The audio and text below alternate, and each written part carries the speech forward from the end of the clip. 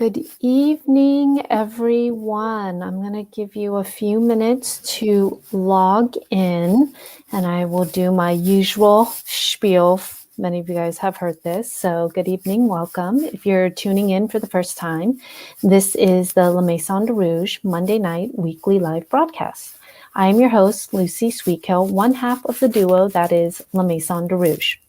A little bit about who we are. LMDR is dedicated to expanding the BDSM experience by discussing, educating, and informing our audiences about the intersections of kink, wellness, sexuality, spirituality, and social activism.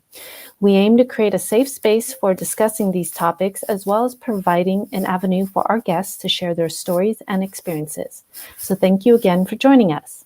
Tonight, our guest is professional and lifestyle dominatrix who has held a full-time practice for over 20 years at her elegantly appointed BDSM studio in Los Angeles, the Chi Temple. She holds a Ph.D. in clinical psychology, a MA in counseling psychology, a BA in behavioral sciences, and is a certified sexologist specializing in kink-knowledgeable life coaching. She founded the Dominatrix Archetype online academy, in which she teaches women the art of female domination with her self-developed, psychologically based methodology.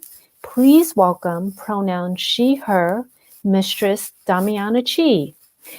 Thank you, Damiana, for joining us tonight and being a guest on our show. Thank you for having me. It's so nice to speak to you finally, Lucy. I know, I think, we see each other online and, a few emails, but it's like, we end up seeing all each other, but never actually getting to connect unless we're on a coast, right? Right. Yeah, that's right. It's such a treat. So thank you for being on. You've been in this industry a very long time. You have so much to teach people as well. So I think a lot of people always want to know origin story. For someone who's been in the industry for so long, who's created so much, how did you, because obviously you didn't come out of the womb thinking, oh, I'm going to be a dominatrix. So how did you get to this place? Because I feel, and I've heard from, other people who've known you, you have a very interesting life.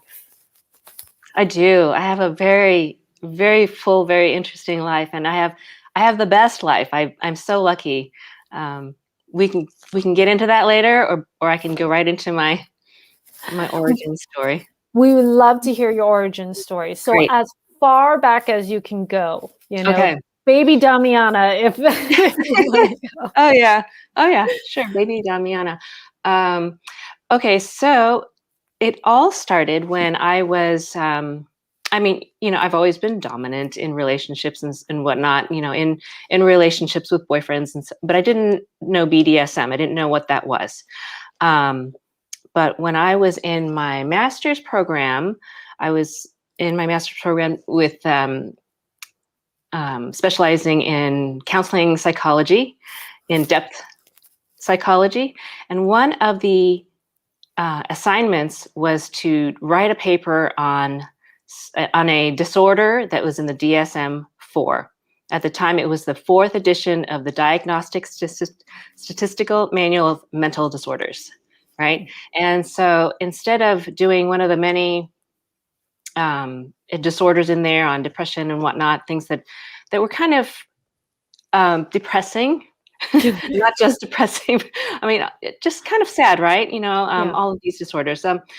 So sadomasochism was in there. I always had kind of an interest in it. I didn't know quite what it was, but it always sounded fascinating to me. So my sister also had a so-called slave that she was kind of playing with at the time. He was just doing errands and things like that for her. She wasn't really doing BDSM yet. So I asked her if I could interview him for my paper in my master's program. So I did, and I was really interested in it. So I came about into the scene through education, right? Through my master's program. So I wrote another paper on it, and then I wrote another paper on it, and then I went into my doctoral program, my Ph.D. in psychology, clinical psychology. and I ended up writing my doctoral dissertation on the subject of BDSM. So the title of it was The Erotically Submissive Man. So what I did was I interviewed all of my subs and clients and slaves and spent a year writing that. So that's how I came about. That's the educational entry into the world. But let me back up a little bit. So there's that slave that my sister had, right? He was the very first one that I interviewed. So at the time, my sister and I lived together, and we were about to move. And she invited him over to help us pack and move. And so this was my first introduction to someone that was a sub or a so-called slave, her slave. So she said, just put on some heels and act dominant, just boss them around and whatnot. I was like, oh, okay. And so he came over, and it was the very first time I ever saw a guy wearing panties. All he was wearing was panties, and he was there just packing away, packing boxes and stuff. And I was like, oh, this is very interesting. So I didn't talk to him yet, but my sister told him, or he asked my sister, Miss, may I use the bathroom? And she says, yes, but you have to go sit like a girl. And so he went into the bathroom and sat down on the toilet. And I walked over there. The door was cracked open a little bit, like a couple inches. And so I walked over there and I pushed the door wide open and I said, you don't get any privacy. And he looked at me all scared because that was the first thing I ever said to him. So needless to say, it was just kind of in me to be dominant and to know how to play. It was just kind of this natural thing that just came out. So I played with the slave for a couple of years on my own, just him coming over to my house and him cleaning for me and talking about, things that he liked to hear. And he was very smart, so he taught me a lot from the submissive point of view. He taught me a lot about the submissive psychology. And so I learned a lot from him for those 2 years of just playing with him. This was before I ever entered into any formal training as a dominatrix professionally. Yeah. So he was the first one I interviewed. And then I, like I told you, I interviewed all these subs for my dissertation. And so I've been, and now the academy that I run now, I have my subs as they are like they're my partners in educating my students, because educating people on the submissive psychology is so important to get this art form. Yeah. So I've been digging into the deep dark minds, psyches of submissives for over 20 years at this point, because that's how I started. You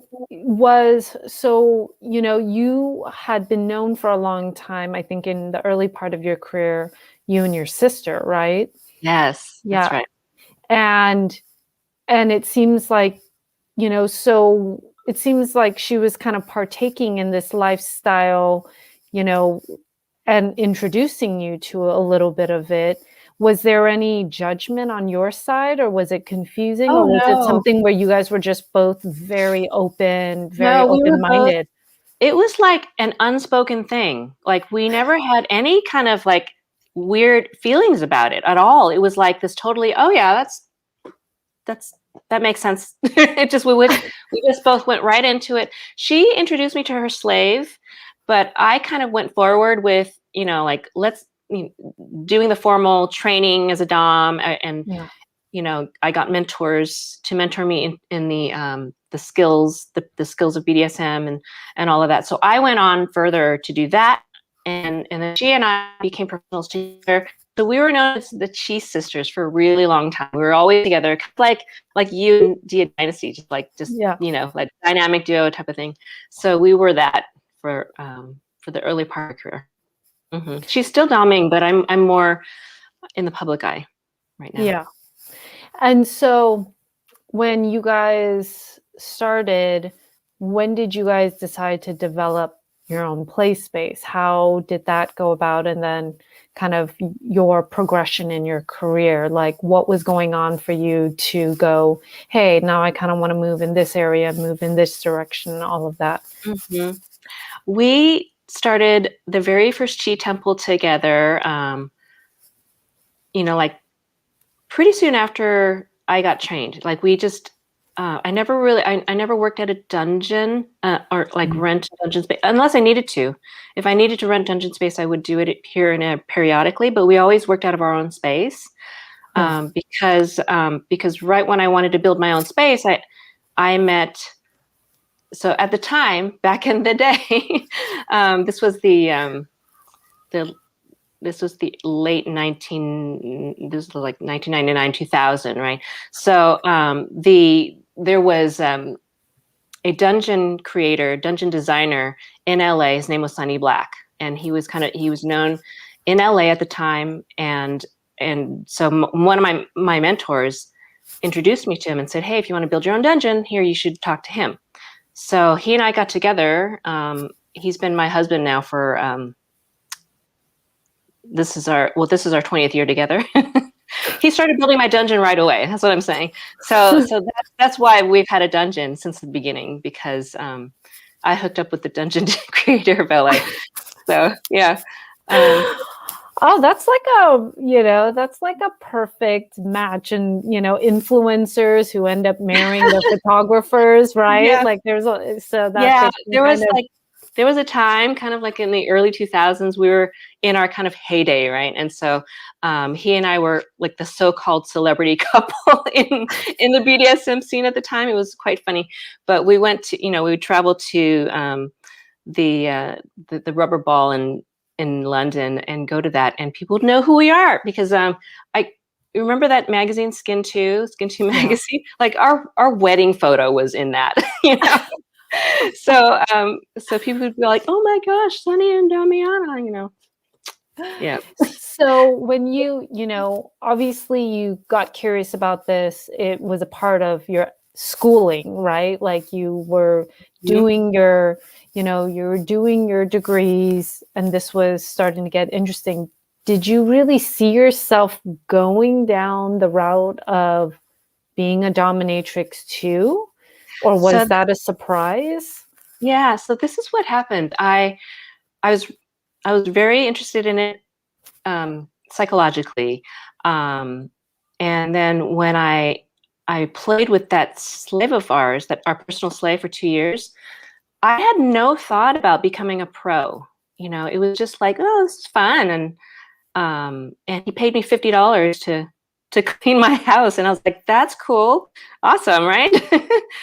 But then at one point I was like, it kind of dawned on me, like, maybe I can do this for a living. And so I looked at the time, I don't think it was even Google yet. But I looked up, how to become a dominatrix. And I was like, okay, this is cool. I can do this while I'm in graduate school. Like, this would give me so much more time to study and to complete my degrees. So that's what it was. It was a fun job to me, like a fun thing to do, where I would, only spend a couple hours during the week doing domination sessions, and then I would have the rest of the week to do my schoolwork. And so it really worked out in that regard. But my plan at that time was to finish my degrees and then just open up a practice as a psychotherapist. And then that kind of changed. That changed. Yes. Yeah, that changed. I just never wanted to give it up. I never wanted to stop. I was like, I don't want to stop this yet.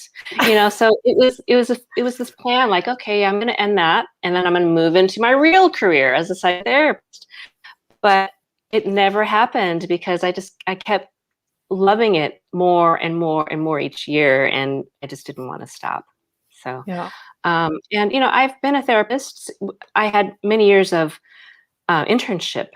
I don't know if you know, if you get a degree as a counseling psychologist, you have to do many years of internship in order to get licensed, right? So I did lots of years of those during my master's program. I did lots of years of those during I probably did like 5 years of internship. So I did a lot of therapy with people. Yeah. And alongside with doing domination. And I always felt like, I am doing healing work as a dominatrix. I'm doing healing work. I'm doing kind of more than just, as a therapist, you just talk, you're in your chair, they're in their chair, and you can't touch each other. And there's certain limits to how you connect with people, right? Yeah. I found that going beyond those limits was much more helpful, was much more therapeutic, and the healing went much deeper. So the work that I was doing as a Dom was more fulfilling for me and just deeper healing for them as my client. So this is what I discovered along the way. So I believe that as a Dom, you are a true healer. I believe that BDSM is a healing art. You know, if done the right way, if we understand it the right way, if we're doing it in service of the other person and not coming from a selfish, exploitive standpoint. You know? Yeah, I agree with that very much. So then you kind of just stayed, you kind of were, stuck with being a Dom while doing these other things. When did things start to change for you where you're like, oh, I want to get into more teaching. I want to get in, create this academy, when did that shift for you where it was no longer just doing domination appointments? Yeah.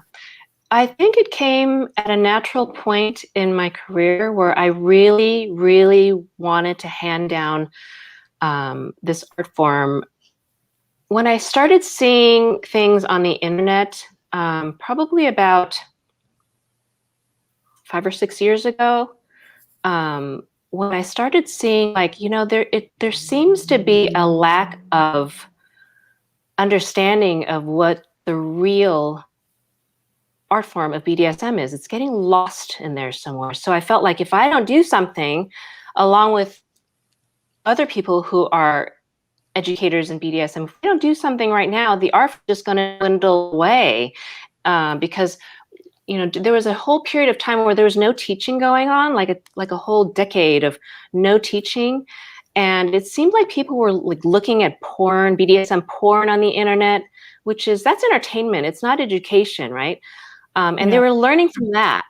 And so I felt like I felt a responsibility to say, I got to put this education out there and present it to people in a like, hey, this is what it's about. This is what it's really about. BDSM is based in psychology. It's based in understanding their mindset, where they're coming from, their kinks, and honoring, holding space and honoring where they're coming from as an individual and all of this stuff. And it's, like I said, I saw it kind of getting lost in there. So it came from a place, my desire to teach came from a place of, I've come to a place in my career where I can teach, and because of my experience and knowledge, and there seems to be a need in the community and in the scene in general. So then you developed this academy. Yeah, so it started with, doing workshops with Simone Justice. Actually, she retired for a while, came back into the scene because she retired, and she had this whole career as a therapist, actually. So she came back into the scene and said, "Hey, I want to teach." I said, "I do too. Like, I've been wanting to do that too." So we said, "Great, let's do this together." And so we started teaching workshops together. And they were called Domcraft because she had the full curriculum already set up, and so we taught those together. It was mostly Simone's curriculum, right? But I taught with her, and then she moved out. She moved away from LA, and I had all of this of my own curriculum that I wanted to put out there, and so I started teaching my own workshops, calling it the Dominatrix Archetype. And so what I did was I did live workshops every month for about 2 years. I did live workshops and invited students to come to my studio in LA, the Chi Temple, and we did these workshops here at my studio. And then COVID hit last year, and so I couldn't do them anymore live.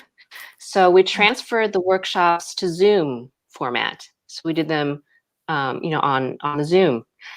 And I discovered that I was able to provide the same teachings online. It really worked. So I did those monthly Zoom weekends. There were Zoom weekends for a while, teaching the same curriculum. And so at the end of 2020, I was like, I gotta, step up and put everything that I have into an academy that's more than just a weekend, because I have all this stuff I want to give, And so I launched my academy at the beginning of this year, January, which is now a 6-month academy. And so the students are with us for a whole 6 months.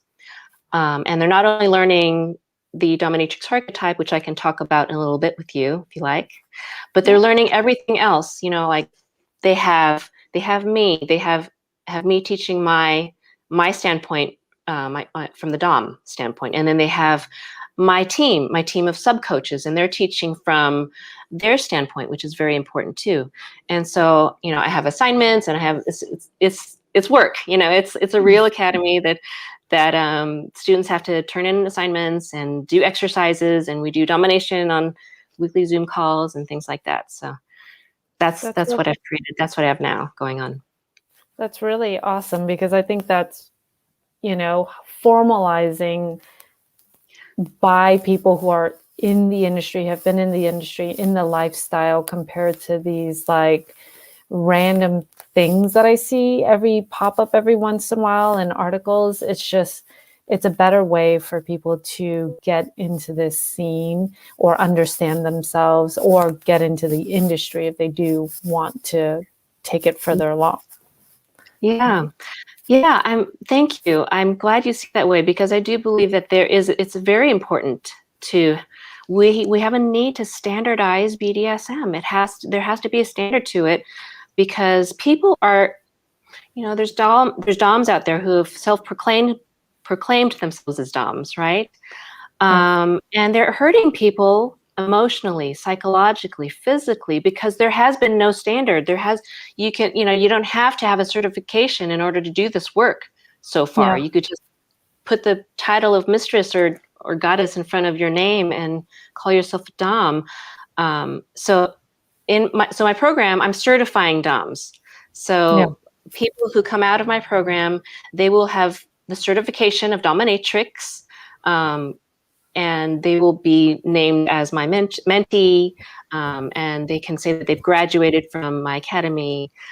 So I think that will really help, subs out there who are seeking DOMs, and they kind of can't really tell who's been trained and who hasn't been trained. So that will really help, because I really feel like this is, I'm not only doing it for the DOMs, I'm doing it for these subs out there who are, they're having a hard time finding real DOMs these days, because it's so inundated, right? The internet is so inundated with women who are calling themselves DOMs. Lots of them who've gotten training, but lots of them haven't. Yeah, and that's the scary thing. There's there's a beauty in this craft of like knowing that it's sort of passed down, and knowing that it's created on kind of the fringe, right? But there's also these problematic aspects, such as, we hear it all the time, like, oh, I saw this person and there was, I had this horrible experience, or she took my money, or, or vice versa, right? I hear new DOMs trying to get into this and they don't do enough thorough work. And so then they meet up with clients who take advantage of them because they didn't realize they should screen or watch out for certain things. And so, or be careful when doing a certain activity because they either saw it one way at a party or whichever. And so sometimes, they think, oh, I can put this in my hand, and realize the trouble they get themselves into as well. Right. And you're right. This is an art that is passed down. Back in the day when I first started this, you couldn't become a dominatrix unless you were formally trained by a mentor.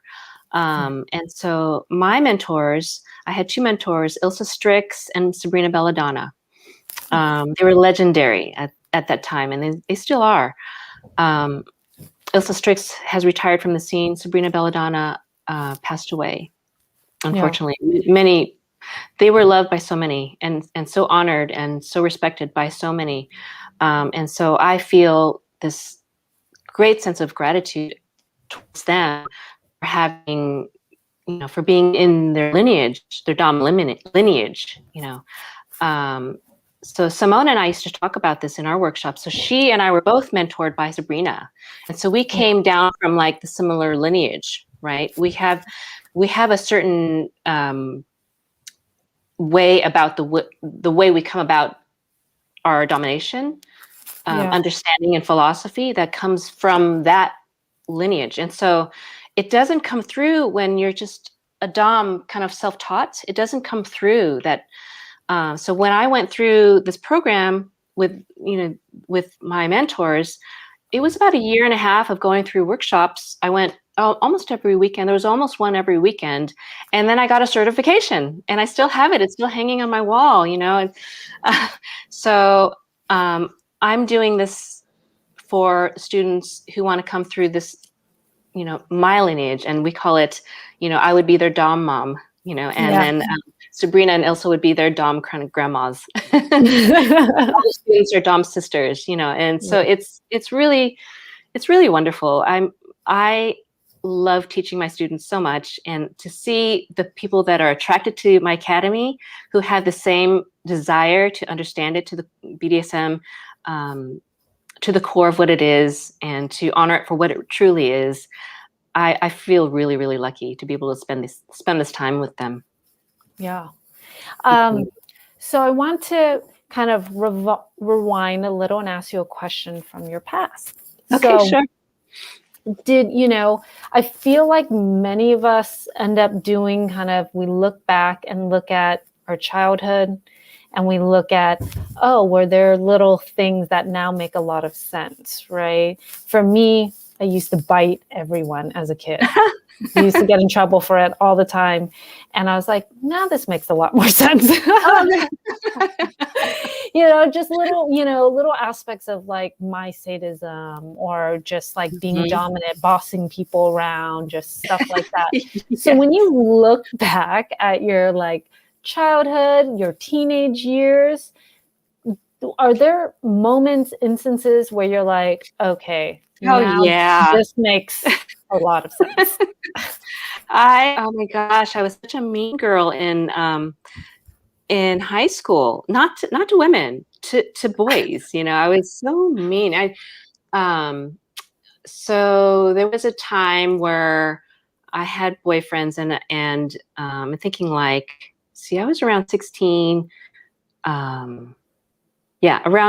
Around 16, and I was dating boys who would get really attached to me, and this happened a couple times where I would just kind of like, I'm just going to move on to this other one now.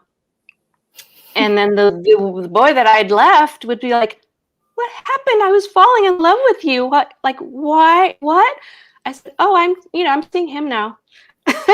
And I'd have, there's two in particular. I was thinking one of them was just crying on the phone with me, saying, "You've broken my heart.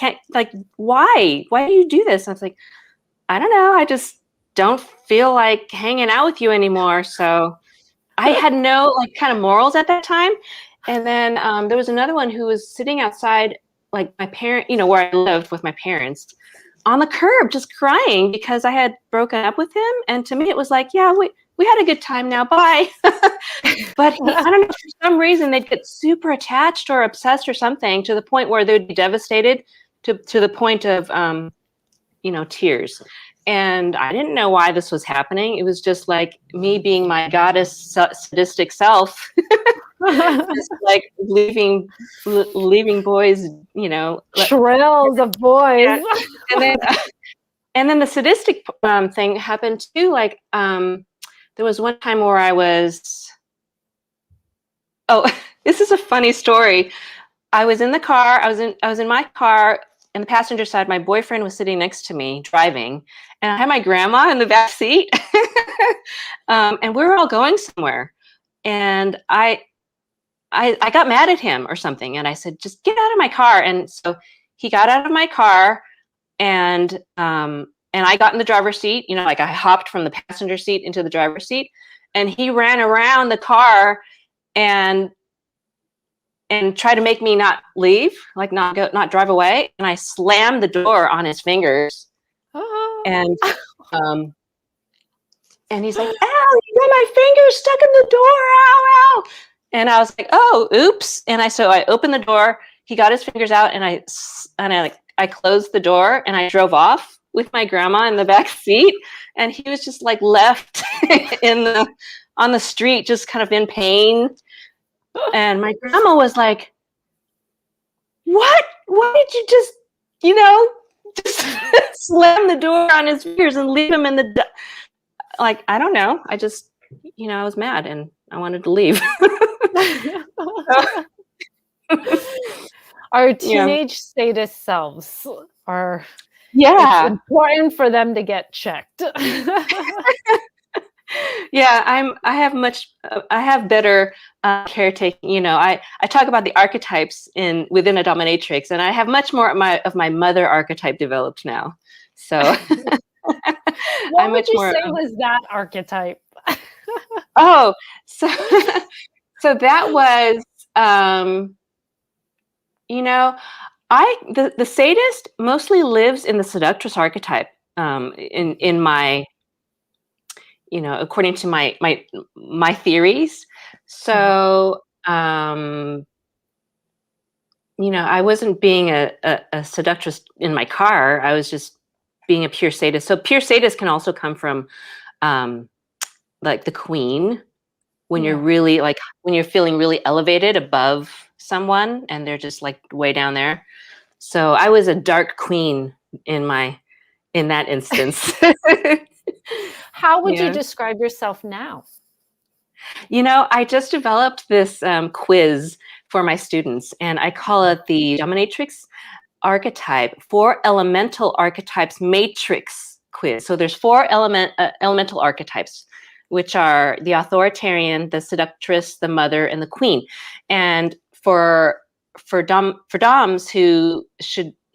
all doms should have all of these elements in us. And if you do a good job at working on yourself as a person and as a dom, you will develop all 4 of these archetypes, right? So I just took the quiz, my own quiz myself. And so I'm a medium authoritarian, dark seductress, light queen, and light mother and medium queen. Medium meaning I could be both dark and light. I could be both dark and light authoritarian, and I could be both dark and light queen. Got it. And I'm always dark seductress. How would you describe your style then? And has that changed and developed, or how did you develop your style as well? For sure, my style has evolved over the years.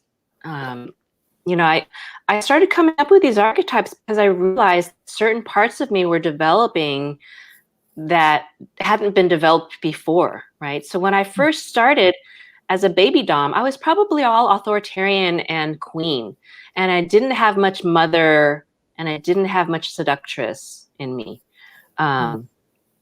So, but as I, you know, like maybe after playing for 10 years or so, being a pro, I started developing more of my seductress archetype, which, you know, in the beginning, I was more standoffish. I wanted to just have this kind of like barrier between my sub or my client and me. But then as I got older, I started being more comfortable in my own skin. And so my seductress became more and more developed. And so I would get up closer to my subs and whisper evil things in their ears, and you know, and I know some people have that archetype already developed first. You know, it depends on who you are. And so for me, it came later. But it's a very important part of it. So is mother archetype. Yeah. Yeah, I think the mother one is a one that some people either just really need to develop that kind of aspect, or some people have maybe sometimes a little too much of it, that then and then they take too much of the burden, the energy, of their subs on, that become weighing for a lot of people. Right. Yeah. If you're too much of the mother archetype, and you let's say you check in too much with your sub, oh, did that hurt too much, or are you okay, or something like that, that ruins it for the sub. Oh yeah. And if you don't have enough of it, then the sub doesn't feel safe, and they might be thinking like, I'm feeling like, I want to call a safe word, maybe I haven't been given one, or whatever, and they're not feeling safe enough to surrender themselves. They can't go, and that's why their body language is just kind of like hunched up, and there's a lot of resistance in the body. They can't let go, and so it's hard for those subs to like into subspace because of that. Yeah.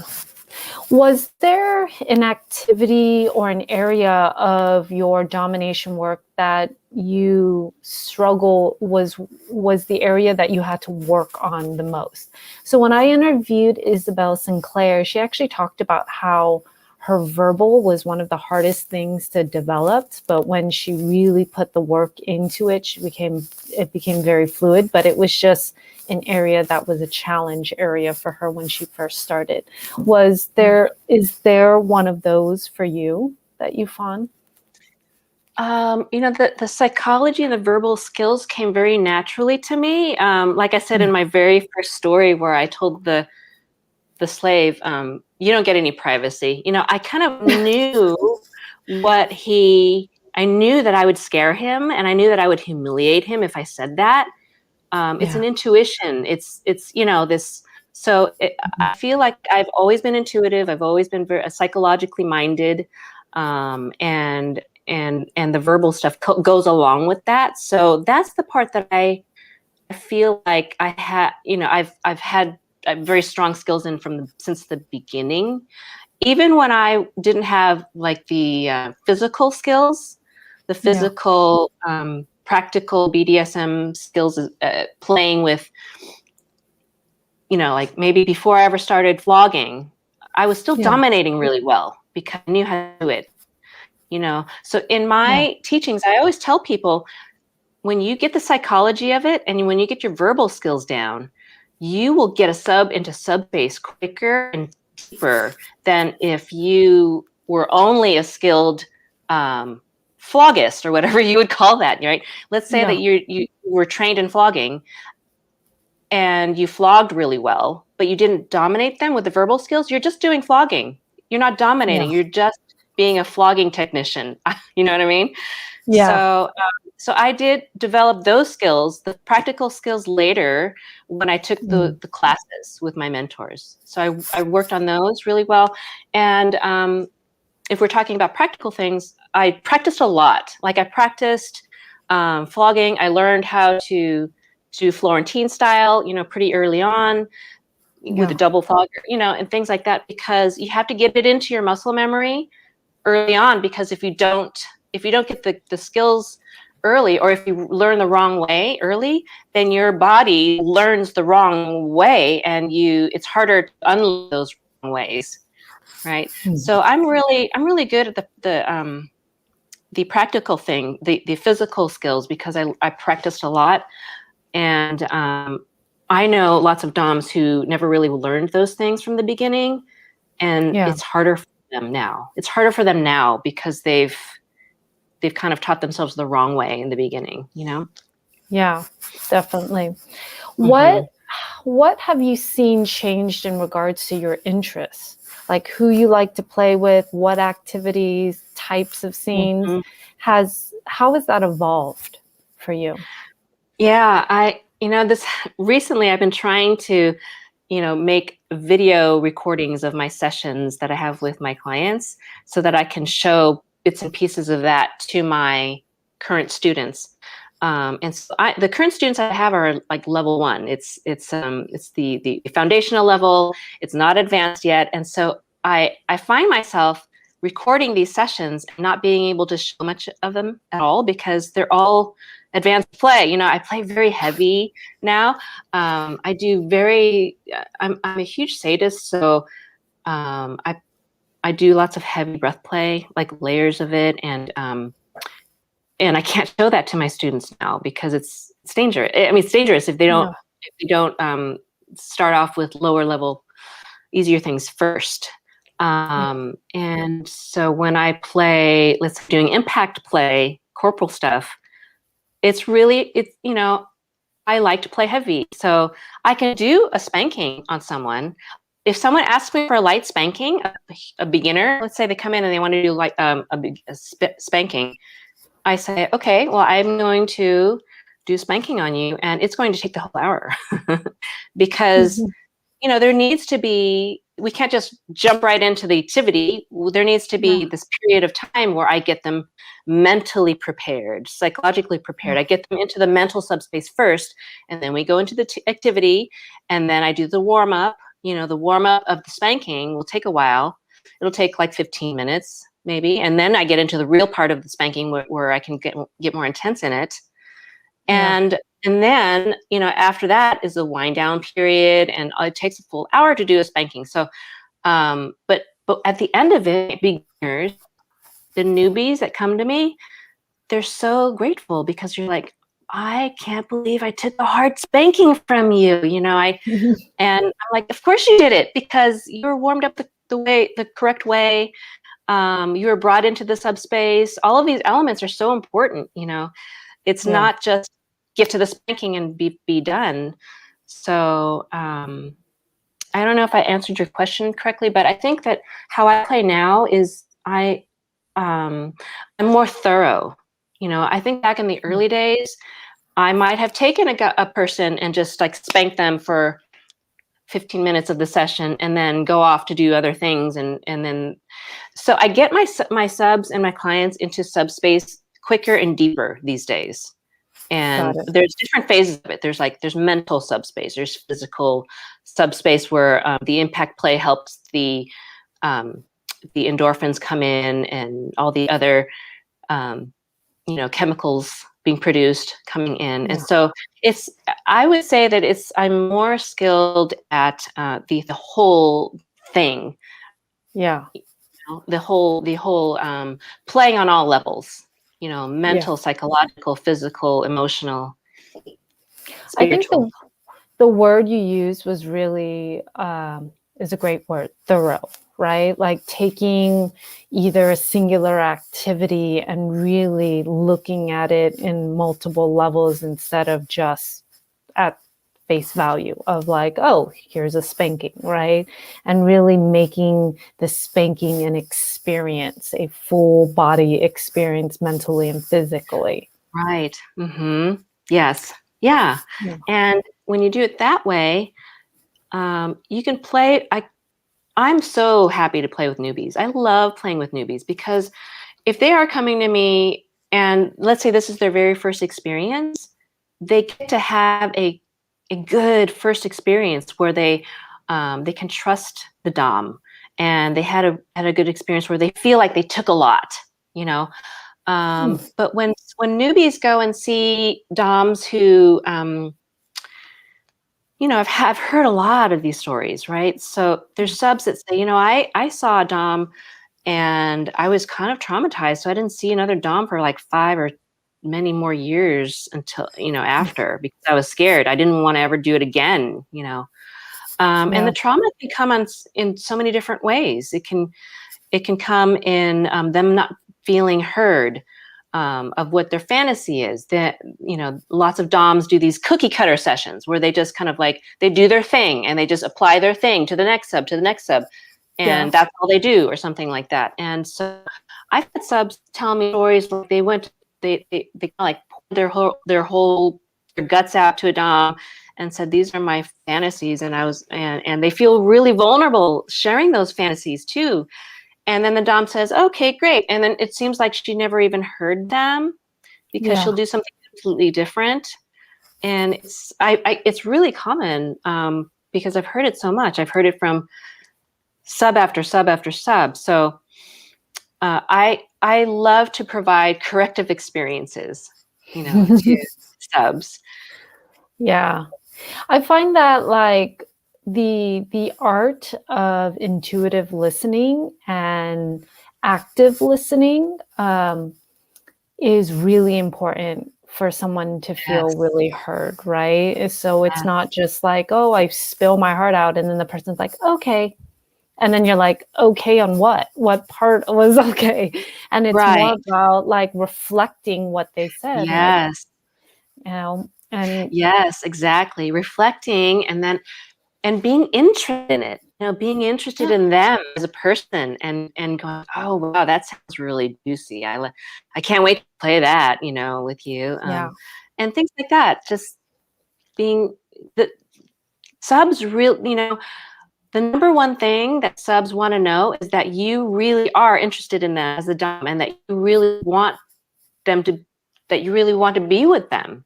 And so yeah, when they feel like they're not seen or heard, or that they don't feel like you want to be there with them, yeah, they very quickly check out and go, gosh, I want this session to be over because she doesn't seem like she cares. yeah, But when you're in the session and you're enjoying them, that's the thing that makes them feel like, oh good, she likes me and she likes playing with me, and they can let go, right? yeah, I agree. Yeah. Before I open it up to questions, I did want to ask, had you ever had any issues with so much of your kind of private life, right? Even though your partner is part of the scene, but like, had that ever been a problem for you? Because that I think is something that a lot of people ask and debate about. Like, how much do I put myself out there, right? How much am I honest about my life, and does that change? Because I have Right. my thoughts and opinions, because Hmm. I'm quite out there myself. So I'd love to Hmm. hear your thoughts and opinions on Yeah. that. Well, thank you for asking that, because as I was saying in the very beginning of our interview, I do have a very, very full life because I'm so involved in the mistress part of my life. Right? It's so huge. At this point, it's like because I have the academy going on now. It's like it feels like it's more than my vanilla life right now. But I do have a very important vanilla life. I have a husband and 2 kids. Hmm. My husband, because I met him in the scene, he understands what I do. And so I think I've been very blessed in that way. There hasn't ever been any conflicts there.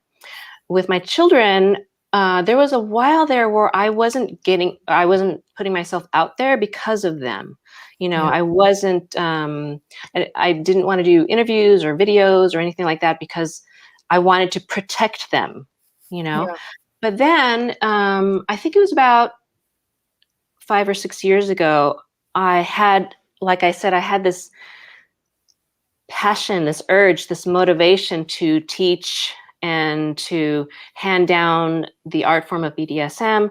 So I felt like, I am so proud of this part of my life, and I really want to give back to the community. So there's nothing for me to hide. I'm just going to put myself out there and start becoming more public. And so with my kids, you know, they are 14 and 11 at this point. They don't know the word dominatrix. I mean, I don't think. yeah, Um, I have described to them that I am a therapist and that I help people in a very deep way. And so that's what they know right now. But I feel like at the point where they become adults, I'm going to let them know exactly what I do, and I'm going to be proud to let them know. And so I have 2 daughters too, and I'm really proud to be able to be in the position of teaching women to empower themselves. So I'm definitely teaching my daughters to do the same, right?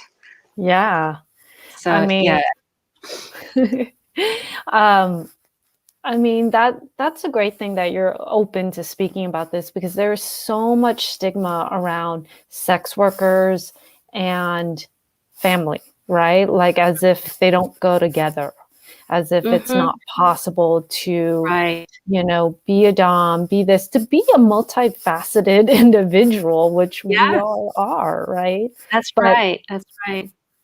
But at the same time, I can't be completely 100% open because, like with my kids' friends, parents, or teachers and whatnot, I can't be like, yes, I'm a dominatrix, because they have all their preconceived ideas about it. And it's just not going to get into that with the people that I'm not that close to, right? So there's also, it makes that conversation the like main conversation, and that's exhausting for many of us. Sometimes you just want to go under the radar. Yes. And I think in some ways, when someone hears, oh, I'm a psychologist, I'm a therapist, or whichever, they're kind of like, okay, and they sort of back away a little, maybe give you a little space, because they're like, what am I going to say that maybe she'll analyze? Exactly. Right. People have their notions, and you can't take those away in 2 seconds. So, yeah. So I want to open it up to questions from our audience. I know some people may have asked some questions, and it's going to pop up on the screen when I pull it up. Right. So everyone out there watching, feel free to type in your question. Respectful ones will be brought up and read out loud. Okay, so someone asked a question. So John Scott on Facebook, you asked a question, but it wasn't very clear, so please ask it again. Someone asked this: what is the cost of the academy? Do any boyfriends or husbands buy it as a gift for their partners? Big Sammy in Philly. Oh, awesome. Hi, Big Sammy. So I love teaching FLR couples, right? The FLR stands for female-led relationships. So I have lots of lifestyle doms in my academy as students. And so, yes, their husbands are it's great when their husbands or partners are on board with this. But I would like, so people that want to apply to the academy, they have to fill out the application form, which is, if you go to my website, academy.thedominatrixarchetype.com, there's a link at the upper right-hand corner of that page that says apply now. So I would like the Dom to apply. We have the Dom to apply and put her information in that. And then she has to get accepted. And then when she gets accepted, then then she will get all the information. So I don't put the information out there publicly. It's only for accepted applicants. But do you coach couples separately if they don't want to do like an academy, but they kind of want to just work with you? I've done that too. I have another website that's called BDSM and look down below, everyone. That's right. Yes. So I do coaching calls with couples on Zoom or in person. I see them in person as well. In person is really fun if they're local, because what we do is I take them into, it's kind of like my therapy room. I sit them down on the couch. We have a little chat about like what their goals are and what the issues are or whatnot. And then if they want to, we can go into the playroom and do some domination, and I can help the Dom dominate her husband or partner, or I can dominate the husband for her, and she could watch, or whatever we agree on that it works the best. Yeah. And then after that, we can come back into the therapy room and talk about it, talk about what worked, talk about the next goal. It's really, really fun. So that's what I do with couples. So I do, if they want to get a hold of me through that, then they can write to me at bdsexologist.com. And for everyone who will be watching this, all of Damiana's websites are below, and Twitter and Instagram as well. So please follow as well. Yeah. There's one more website that didn't get put on there, and it is mistressdamianachi.com. And that one is my domination website, where I'm still open to seeing subs and clients for domination. And so that's through mistressdamianachi.com. Okay. Can they find it through these other sites? There's emails that they can email me. They can email me through the other sites, but all the domination info is on mistressdamianachi.com. Got it. Thank you. You can All put it right. maybe below in the under the video or something. Yeah, we'll have it on the under the video when it's live so everyone can see. All right, so we have some good questions coming up. So we've got what is one piece of advice you would give your younger Dom self just starting down this path? That's a great question. So let's see. You know, I was very fortunate that I kind of like went the correct route in seeking mentorship, because if I didn't do that, I wouldn't be, I wouldn't have the formal training that I did. So let me think. Let me think. What do I wish I did? Or advice, anything, mindset of your younger Dom self starting down. Yeah. You know, I think that my mindset changed when I got older, and I became more open to showing my real self to my clients, and that really helped bond me to them as people. So I think that I had more of a facade going on in the beginning. You know, I was kind of like, this is my mistress self, and I was more, after the session, I'd be like, okay, more formal. I was like, okay, that was great. That was fun. I hope to see you again. Like that. And it was more of a standoffish attitude. And I think that came naturally as I got older, because as we become older and wiser, we just get more comfortable in our own skin. I don't know if can be possible in younger Doms, because there is sort of this like evolution, natural evolution that happens.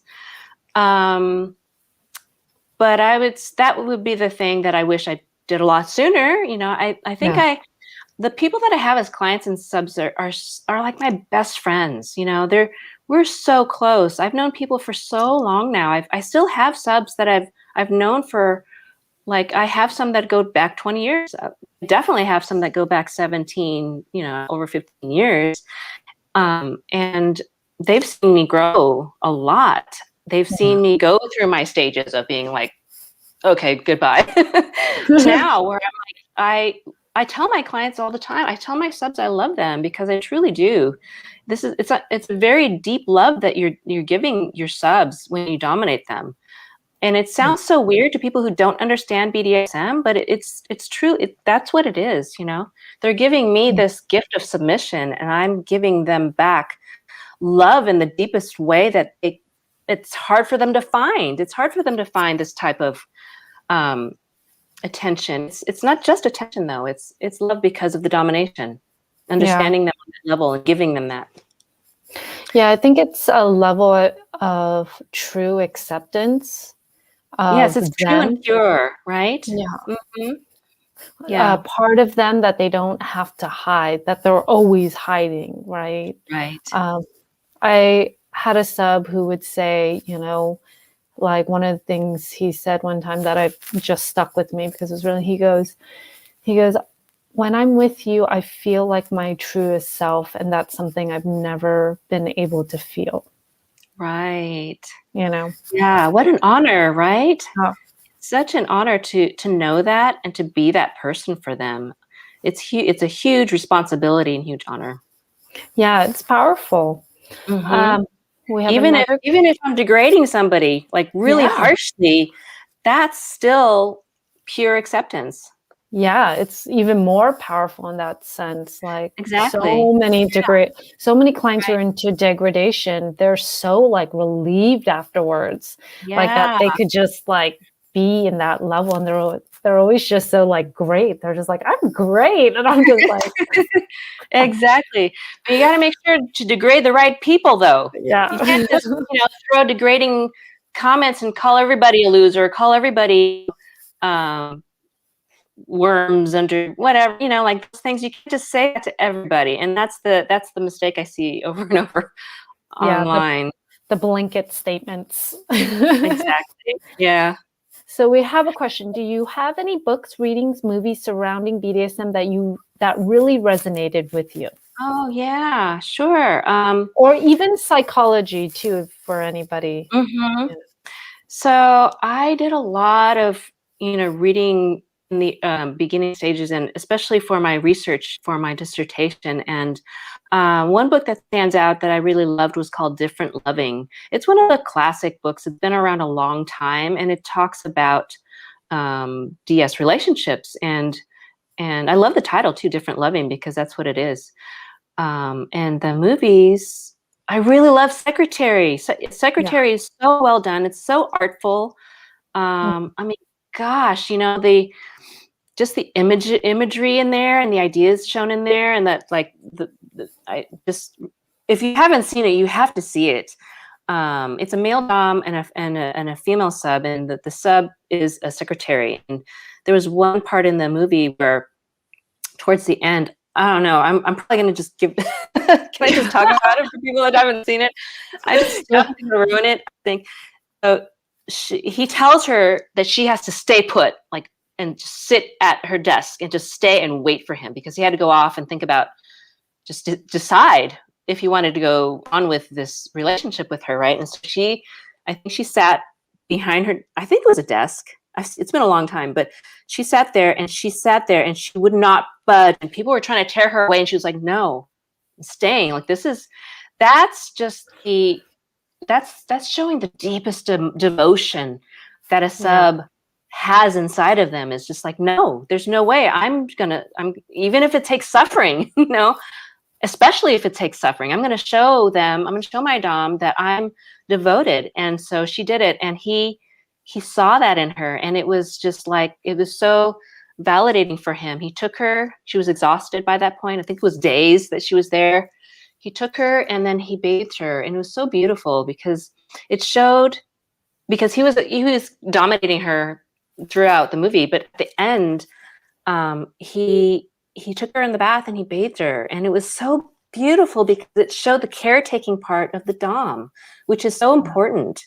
It doesn't have to only happen afterwards in the aftercare. The caretaking and the nurturing has to be there somewhere, and the Yeah. element of it has to be there somewhere. Anyway, it's a must watch. Yeah, I love that movie too.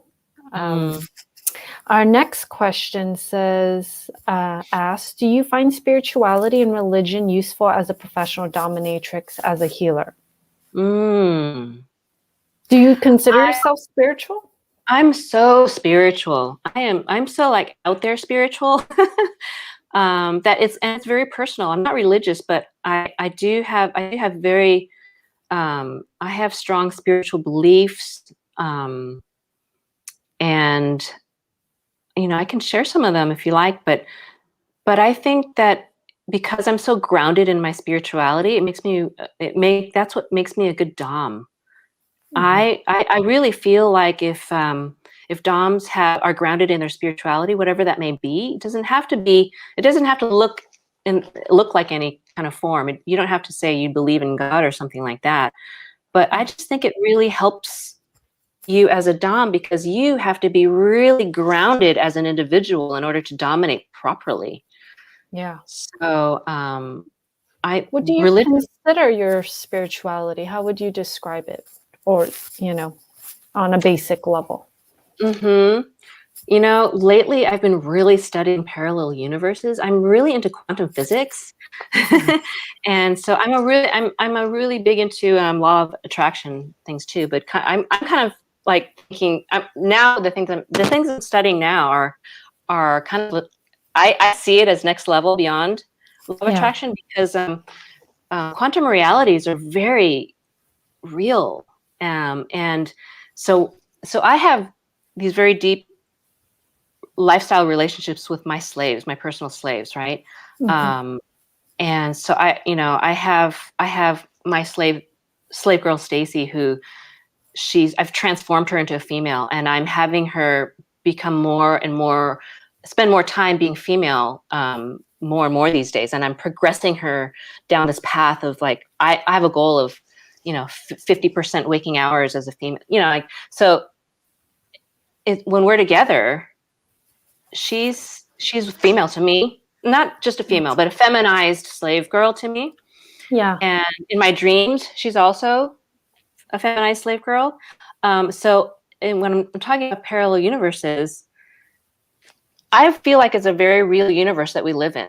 It's a very real, it's another universe that exists side by side, along with, like my universe as a mom to my kids, and so I don't know if I'm describing this stuff correctly or clearly to you, but I definitely feel like when we have these DS relationships, it's very real. It's not just pretend. It's not just, even if you're a sub coming in for sessions and you're coming in for an hour session or 2-hour session here every other week or whatever, when you walk into that dungeon and you're there serving your dom, you're just picking up that very real existence. You're living that very real existence yourself in real time with your dom.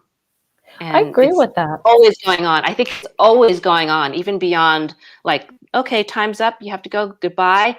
I just feel like it's always going on. You know what I mean? Yeah. Am I too out there for you? No, not at all. I think that those are really interesting concepts, right? Like, I'm someone who definitely believes in multi-dimensions, just because it's, every minute, you change something, that's a different path, right? Also a big comic book nerd. Exactly. But also the fact that, we call our interactions, sometimes we go, oh, this is play, this is fantasy, right? But it's not just fantasy, it's real, because when you're being hit by that whip, it hurts. If this was just in fantasy land, then it wouldn't hurt, right? So there is this reality to it that we are creating that's just a little off to your usual reality, right? And so I think those are interesting concepts. Yeah, and you're going through so many emotions. Both the dom and the sub are experiencing so many deep emotions and high emotions, very intense emotions during that scene. I mean, if you looked at brain scans, that's not fake. Like you're experiencing these things for real. It's real. Yeah. I have another question. Hi, dear ladies. Thanks for the wonderful interview. I would like to ask Mistress Damiana Chi that how much BDSM scenarios has changed since she started 2 decades back. Oh, what a wonderful question. Thank you, Baroness Slave. I've been waiting for you to sign on and ask a question. So I'm glad to see you there. Oh my gosh, it's changed so much. It's just like, it's a different world these days, the scene. It's so different. I'm old school, right? I mean, there's even older school in me, but when I first started, there was really not that much activity on the internet. It was, if you wanted to find a dom, you had to find them in magazines or newspapers. And so there was a small newspaper called New Reality in LA. And it was a really small, and you can get it on the newsstand, like on the corner, just pop in a quarter or whatever and open up there's no such thing now. You don't do that anymore, but you open that up and you get the little newspaper, and so in this newspaper, it was all doms. And you can find, they had their phone numbers in there. And so I remember I just, I had a cell phone. I just started using it kind of. It wasn't like cell phones weren't like now, like everyone has a cell phone, right? Not everyone had a cell phone yet back then. There's landlines. But so back then, in LA, there was only like a handful of doms. There was only you count them on both hands. And those doms were trained by doms. So, they were mentored by somebody. So it was this totally underground type of thing. It was an underground scene. Not everyone and their sister and mother wanted to be a dom yet. And so it was really amazing back then, because all of the dom sisters, like me and the other doms that I was pro dom with, we hung out, you know, at play parties, private play parties, and we played. And in those days, we would see each other and we'd play for fun and we'd hang out, and there would be vulnerable situations that we would feel free enough and safe enough that we could play however we wanted to. You know, there was all kinds of nudity on both sides and whatever. It was really, really great. So that's something that doesn't happen anymore. So, you know, and subs too. I feel like the subs back then were such great subs because they were being played with by real doms, you know. So subs were really well trained. They knew how to act. They knew how to be a proper slave. It wasn't all this like, hey mistress, or you're hot mistress, or whatever. There wasn't like, they just knew the protocol, you know. And it wasn't like you were getting bombarded left and right with like millions of messages from people. You had to get, so if people wanted a session with me, I'd get a phone call, they'd leave a voicemail, I'd call them back, we'd talk about it, we'd set up an appointment, you know. And it was really cool. It was really fun, really down to earth. It was down to earth back. I think that's like a good word for it. Yeah. I think I've heard very similar, you know, things from many of the doms I've spoken to who've been in the industry for a very long time, because it was such a, like, you really had to like jump through hoops to make it happen. You wanted to make sure that the hoop you jumped through was worth it. So you would make your effort worth it. You would write that letter, because some people were saying you had to like write a letter and it went to a mailbox. Yeah. Deposit, like, And right. Exactly. And it wasn't as available. And so, and it was harder to find. And so you really had to make a good impression. And now, because we have such easy access, and we see this with everything, right? We see this with how, like, attention span, just people's attention span is low. People are stuck on their phones, people are all of this, and anything, you know, some people just don't even, you know, the new generation don't even talk with words. They only talk with emojis. So like, so it's just like, it kind of is a lot different, because you get a lot of people who are used to instant gratification or some sort of instant reply. And so they've stopped the ability to formally write an introduction. Instead, they go, hi, are you available? Yeah, exactly. Exactly. And then DOMs too, you know, like there was, if you have an ad, there's one picture in black and white of you. And then that's what the subs go by.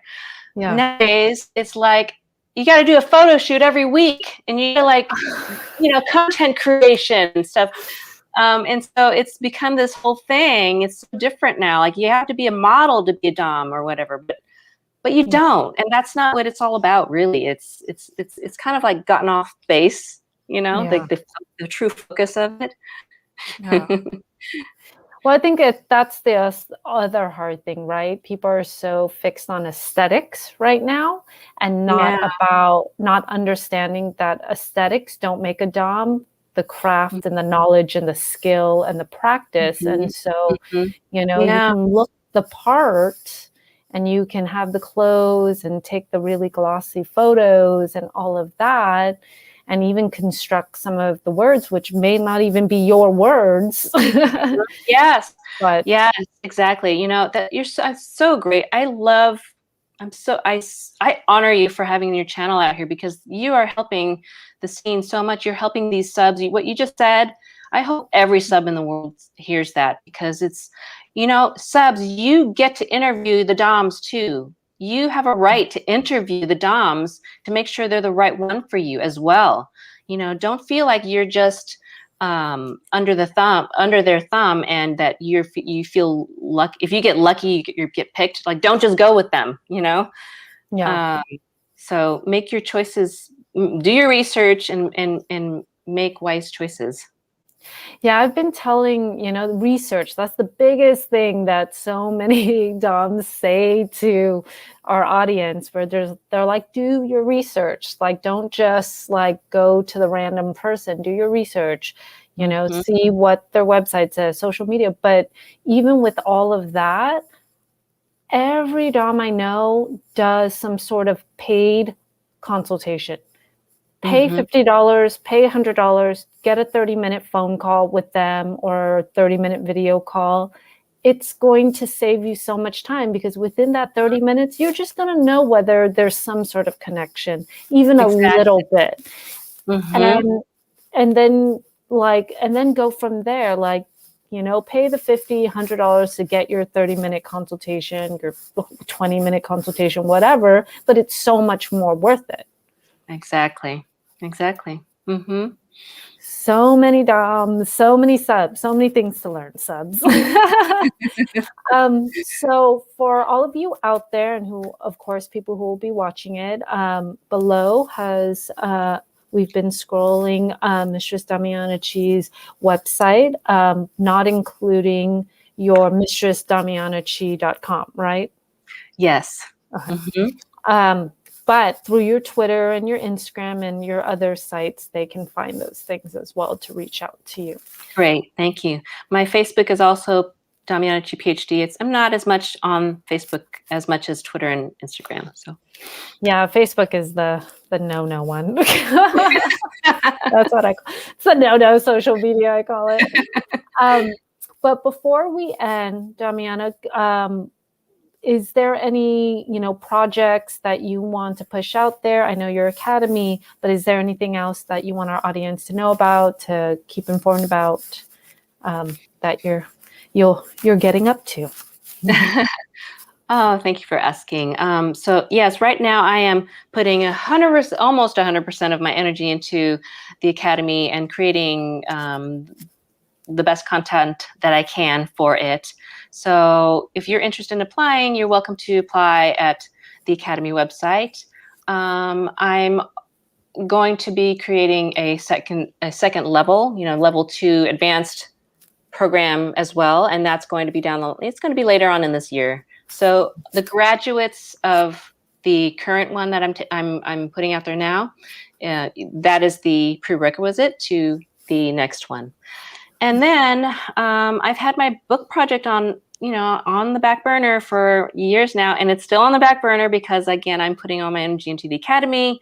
But I do intend on eventually putting out the book on the Dominatrix archetype, which describes the methodology that I teach women on how to dominate. And the methodology is using the 4-part framework of the 4 elemental archetypes, which are the authoritarian, seductress, mother, and queen.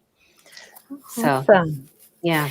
That's awesome. And for those of you who would like to support La Maison de Rouge, we are on Patreon. If you want to look below, we offer some great level memberships that aren't expensive at all, and you get rewards for being on our Patreon. So feel free to support us at La Maison de Rouge and at our patreon.com, La Maison de Rouge. And I want to thank you, Damiana, for being our guest. We're so glad to finally have you on. What a pleasure. There's a small group of the Asian DOMs, right? Yeah, it's not so small anymore, it's growing. Yeah. It's starting to really expand, but there, definitely was a small group when I started too. I thank you too, Lucy. I feel like what you're doing is so important, so necessary, educating everyone about BDSM and what it is, and like the proper ways to go about finding DOMs. And it's just it's part of my passion as well to get that message out there. It's part of my mission. So I am so grateful to work with you on this. I want to do more with you, more advocacy work with you. That would be awesome. Yeah, I would love it. And please let Dia Dynasty, I want to speak with her and do more stuff with both of you. Awesome. Yeah, that will be really great. And hopefully when this pandemic gets into a better place, we'll, eventually be able to meet one day. So. Oh, please, if you ever find yourself in LA, please, please, please give me a call. I would love to meet you. Come to the Chi Temple. Yeah, Yes. that would be great. So thank you, everyone, for joining. Thank you again for our guest, Damiana Chi, for all her information and knowledge.